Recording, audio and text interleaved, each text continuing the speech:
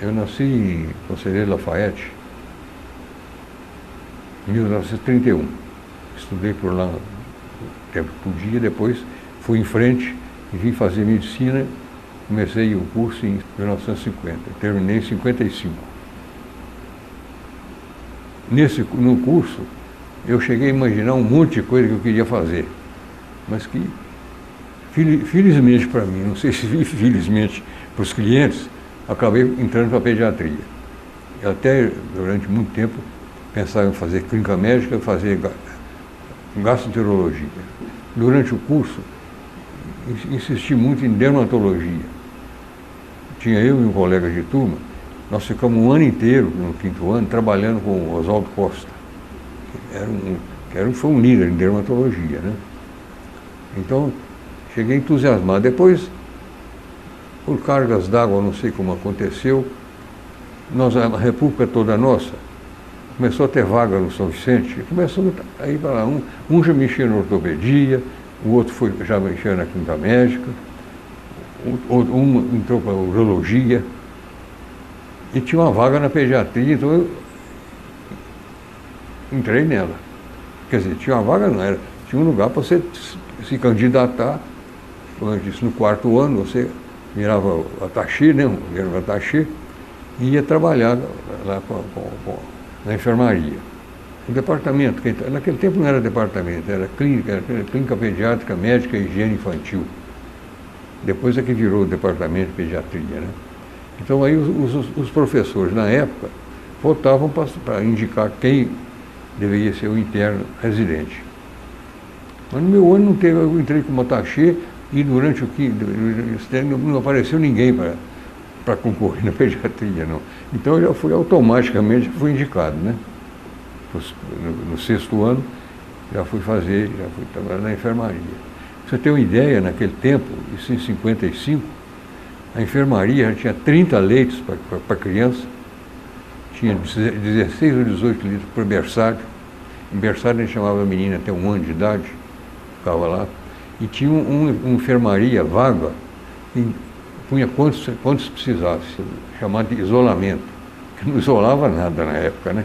Mas era chamado de isolamento. Ele atendia meningite, encefalite, tudo quanto era doença contagiosa, ia para esse lugar. No São Vicente, só no departamento de pediatria. Depois teve num outro pavilhão anexo ao hospital, foi formada doenças tropicais. Aí então meningite, todo esse negócio passou a ir para lá. Mas isso já foi depois de muitos anos, né? O grosso do movimento nosso lá no hospital, o Múcio deve lembrar, era esse isolamento, tétano neonatal. Naquele tempo tinha tétano toda estava chegando ninguém para internar de tétano. Meningite, tuberculose era um absurdo. E fora as meningites bacterianas comuns, né? E depois teve uma epidemia de pólio também, poliomielite, paralisia infantil. Essa paralisia infantil foi até interessante que, nessa época, nós já mexíamos no hospital com doença carencial. Era desnutrição, era o arroz com feijão, né? Desnutrição era o menino internava inchado, todo problemático. E tinha, então, duas doenças muito semelhantes, eram escorbuto e raquitismo. E o escorbuto se assemelhava muito, causava uma paralisia dos membros, o braço dos meninos, então era muito confundido com poliomielite. Então, aí nessa altura eu já estava trabalhando no Hospital da Baleia também, e no Hospital da Baleia tinha um isolamento para poliomielite. Então era comum a gente receber meninos lá no ambulatório que eram encaminhados para polio e que era escorbuto. Várias vezes nós íamos na enfermaria tirar o menino. A possível polio era escorbuto, que sara só, até como dizia o nosso antigo professor Nunan, escorbuto sara só você ficar debaixo do pé de laranja, né? Isso é quase nada. E, no entanto, morria menino escorbuto na época à vontade. Escorbuto, raquitismo tinha muito. Agora, desnutrição era o arroz com feijão, isso era uma absurda quantidade. E com isso, com a desnutrição vinha também a famosa gastroenterite na época, né? Era chamado gás, o povo chamava de gás, nem gastroenterite falava. era diarreia aguda, que hoje chamam de diarreia aguda, que era uma mortalidade enorme, né? Nessa época, o hospital que mais atendia era o São Vicente. Já tinha Santa Casa funcionando, mas eu acredito que o volume de lá fosse menor que o São Vicente. No São Vicente, naquele tempo, a hidratação de menino de diarreia, a gente não, na maca comum do hospital, a gente não põe o menino no sentido longitudinal, não põe lateral. Botava 2, 3 meninos numa maca tomando soro. Eu morria mesmo, um atrás do outro. Era uma mortalidade impressionante. Fora as doenças infecciosas, que também matavam na época, né? Sarampo, coqueluche, catapora. Era cheio disso também.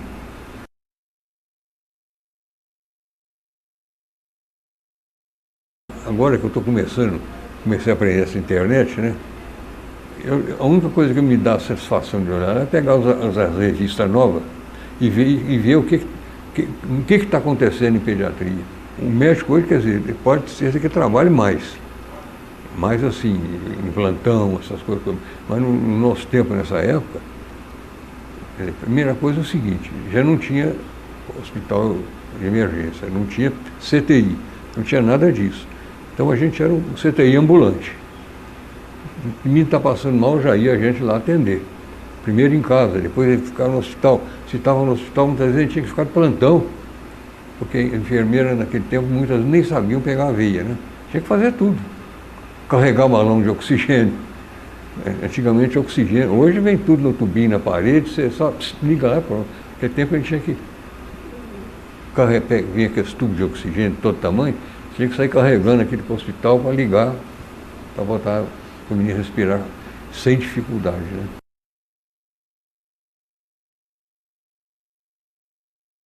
São Vicente eu comecei e acabei, né?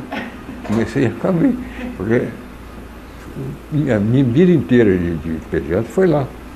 Eu fui depois para Baleia, um lugar também que estava chamando atenção, nós fomos, inclusive outros colegas, nós fomos uma turma grande para lá.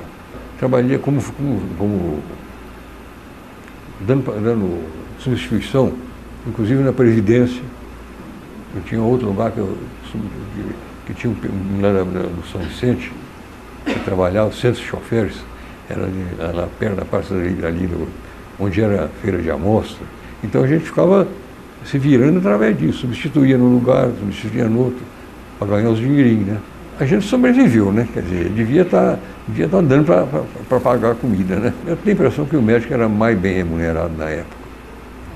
Mas hoje também, você vê assim, emprego para todo lado, só de plantão aí. Hoje tem pediatra que eu conheço que só vive de plantão em CTI, esses negócios. Ele não mexe com clínica. Ele dá plantão num lugar, num outro. Fim do mês dá para ele se virar.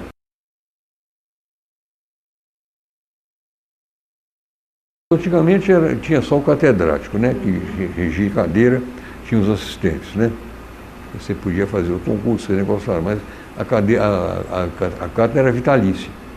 Quer dizer, você só saía se ele quisesse sair, ou se aposentasse ou se morresse, né? Mas, quer dizer, depois é que foi, lá para anos 70 por aí, mais ou menos nessa época, é que foram criados os departamentos. Que mudou a estrutura toda, né? Porque o departamento não tem o catedrático vitalício mais. Ele tem o professor titular e a administração da cadeira é rodízio. De 2 em 2 anos vai mudando o chefe do departamento. O chefe vai mudando. Mas os professores são uma parte, quer dizer, podem entrar ou não na administração. Normalmente entra, né? Porque não tem jeito de você trabalhar lá sem participar.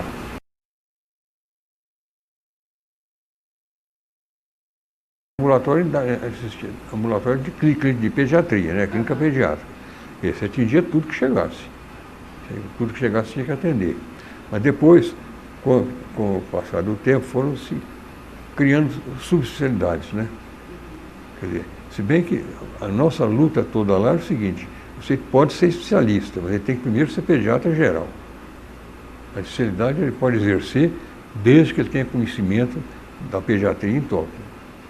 Ele não dedicar só àquilo, hoje existe. Mas na época, felizmente, muito, e nós tivemos uma turma grande lá dentro da pediatria, que assim se manteve, entendeu? Exercia a pediatria em conjunto, podendo ou não optar por uma subespecialidade.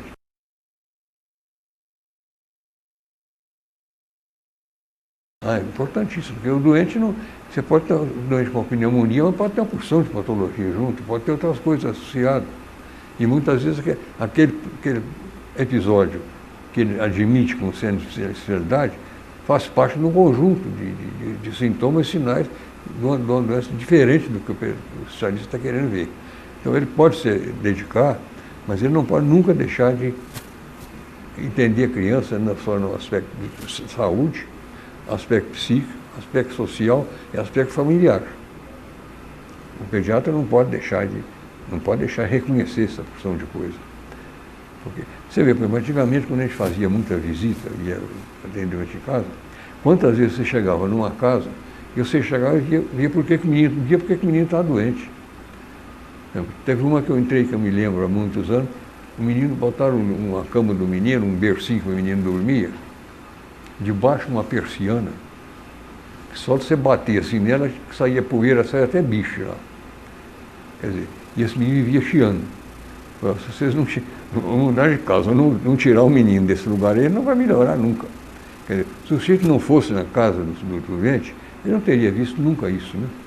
Porque sempre vão falar, não, a casa é muito boa, está limpa, está tudo.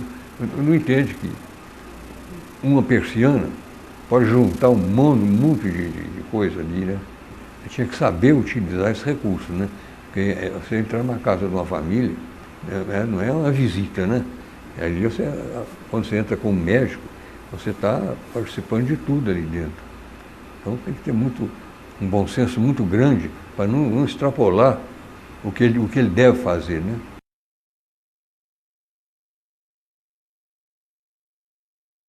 Porque você vai trabalhando do jeito que você consegue e pode, né? Agora, eu sempre digo que eu tive muita sorte na minha vida profissional. Primeiro, dentro da pediatria, um grupo que começou a trabalhar comigo lá dentro dessa época, começou a se revelar, cada um produzindo mais do que o outro, cada um sendo melhor do que o outro. Então isso me ajudou muito. Até que eu brinco com isso, me agradecer, não, eu tenho que agradecer, o que vocês me ajudaram e me fizeram participar é uma coisa importantíssima.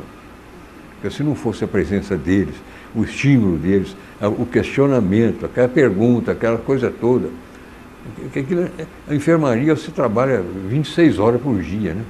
26, você de uma coisa sai para outra, fica ali. Então isso, eu tive muita sorte nisso.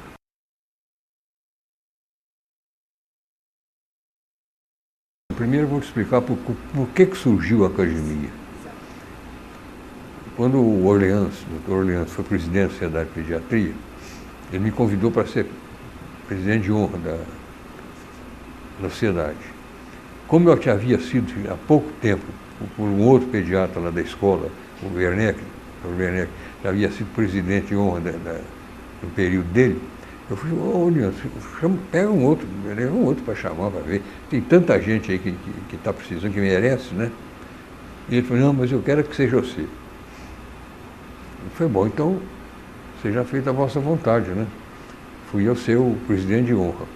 Nisso nós já tínhamos fundado, já tinha sido criado pela Sociedade Brasileira de Pediatria, a Academia Brasileira de Pediatria. Então foi mais ou menos raciocinando no mesmo termo que seria a função da Academia Brasileira, que naquele tempo não era academia, era o Conselho Acadêmico. Você vê que pelo nome já está explicado o que era a função dele, né?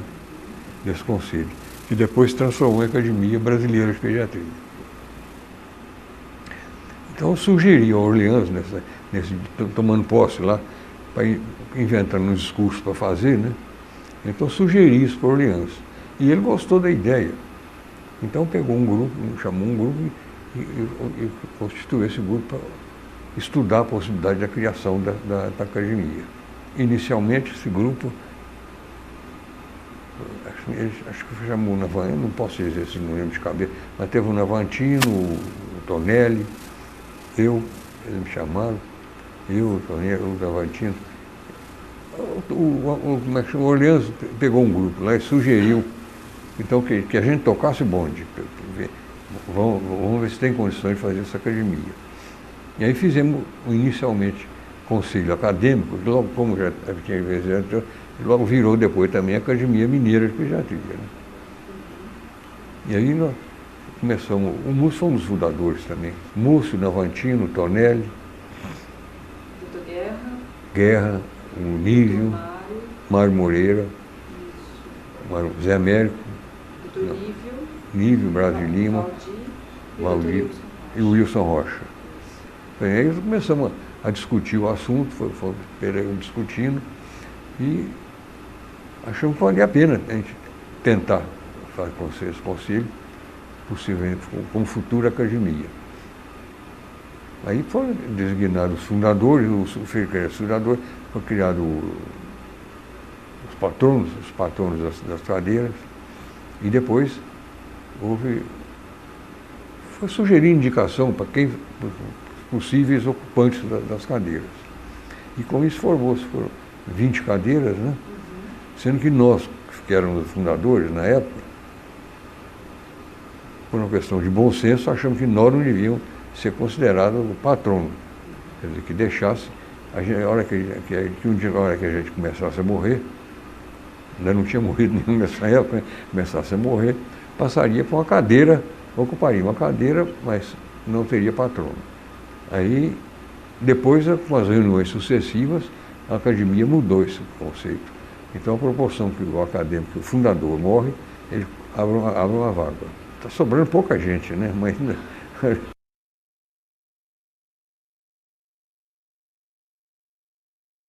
tem tantos que você fizer. Tem que dar um tempo para a gente poder. Mas tanta coisa que já aconteceu, né? Bom, um fato que marcou muito a pediatria foi a morte de Celso Lobo, né? Celso Lobo de Rezende, que era um pediatra da escola, era um brilhantíssimo, né? Ele seria o futuro catedrático, na época já se estimava isso. Isso foi um fato, assim, lamentável. Morreu de um acidente, bobagem, né? Caiu a mala na cabeça e ele morre no trem, na viagem. Fora os outros que a gente perdeu no decorrer dessa viagem toda. Tinha o professor Nunan, né? Foi uma pessoa brilhante, o Tenuta, que era praticamente o chefe da enfermaria, né?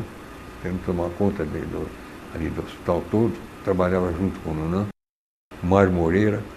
E naquele tempo tinha uma quantidade de médico voluntário que exercia a pediatria lá no Hospital São Vicente. Eles atendiam, já eram médicos, já eram pediatras, a enfermaria era dividida. Tinha tantos leitos lá, tinha 2 leitos, 3 leitos, e atendia os meninos lá também. Isso tudo foi uma época muito importante para mim. O contato ali era enorme com todos os pediatras praticamente que trabalhavam ali, né? Então todo dia a gente sempre tinha uma cara nova, conversando, ideia nova. Bom, teve uma coisa que você falando agora que me acabou. Logo que eu comecei a exercer medicina, entrou uma senhora no meu consultório e começou a contar as coisas do menino e tal. Mas eu fui, como já estava acostumado aqui, a gente fazia papeleta na Mineira, tudo. Eu peguei o bloco e comecei a anotar.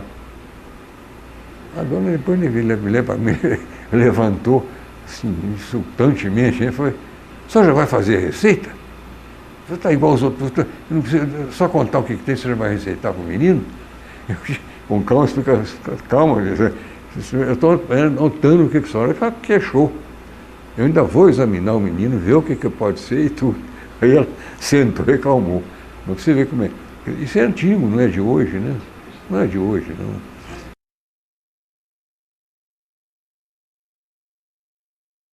A vida mudou muito também, né? Porque naquele tempo, o pediatra, no Hospital São Vicente que a gente trabalhava, tinha muita gente de manhã, praticamente o pessoal ia fazendo caridade, atendendo sem. Agora de tarde ele tinha um consultório dele que dava para sobreviver. Dava para sobreviver. Tinha um consultório, tinha hospital que acompanhava o doente. Então, agora hoje não, o pessoal vive pulando de emprego para poder conseguir sobreviver bem, né?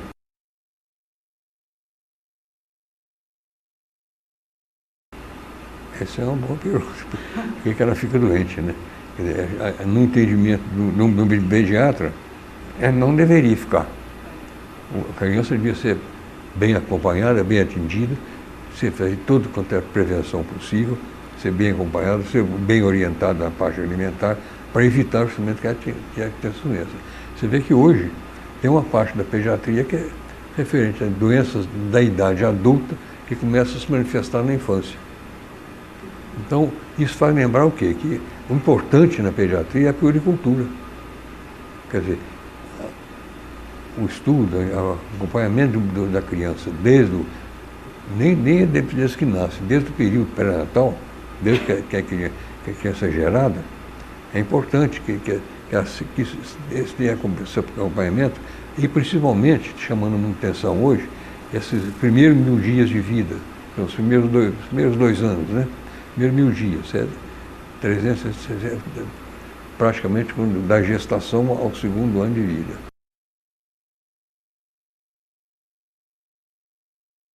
A miséria é muito grande. Há pouco tempo uma pessoa, não sei quem foi, conversou comigo, perguntou. Eu acho que a melhoria do povo começou realmente depois que entrou a Copasa. Porque aí, antigamente, era uma coisa absurda depois que entrou a Copasa, que começou a ter água para todo mundo, poder lavar, tomar banho, ter higiene, tudo isso, mudou demais. Mas, quer dizer, ainda morre. Cada dia está aparecendo um vírus novo aí que mata mais do que os outros, né? Essas doenças careciais, escorbuto, raquitismo, desnutrição, isso tudo é tudo consequência de uma mesma coisa, tudo miséria. Tinha até um pediatra que há muito tempo escreveu as causas da desnutrição, então ele botou que era fome, F-O-M-E. Eu não me lembro bem, que já tem anos e anos, mas não é fome. Então, falta de assistência à criança, ordenado deficiente, miséria excessiva, excessiva ignorância. Quer dizer, isso aí constituía a fome, que era a origem de tudo isso que nós estávamos conversando aqui nessa época.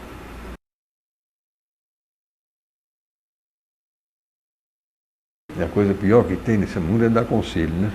É coisa tão bom conselho que muita gente dá de graça, né? É tão bom que chega a esse ponto. Agora, eu aconselho, eu acho que a pessoa tem que ver no que ele pretende da vida. Agora, para isso vai influir muito o que é a origem dele, de onde ele veio, a família que está constituindo. Okay? É claro que tem exceções, indivíduos que você não daria nada e que são brilhantíssimos, mas a maioria das vezes tem que vir disso, né? Agora, eu acho que o importante para quem vai fazer pediatria é primeiro não esquecer do exame clínico do menino. É importante que a criança seja examinada. A gente vai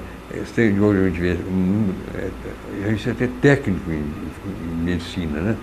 Quer dizer, você chega e está sentindo o quê? Você está tossindo, então vai fazer a radiografia. Está tossindo, vai fazer não é nada do que você pegar um doente e ele sentir aquele calor humano de quem está querendo ajudar.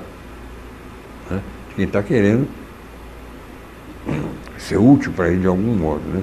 Porque você chega, a gente vê muito comum chegar hoje no consultório, você nem consegue conversar com o médico direito. Porque primeiro tem uma tela de computador na frente. Ele está conversando e lá batendo. Quer dizer, o ouvido só serve para retransmitir para o computador ali. Depois que acaba,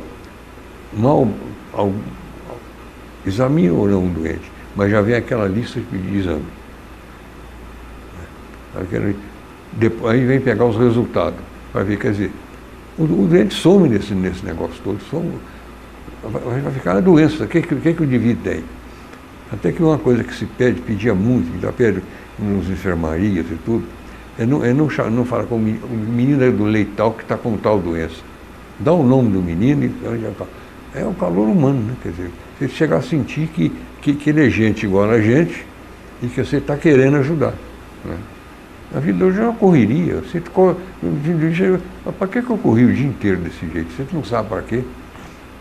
É uma coisa impressionante, né? como é que a gente vive.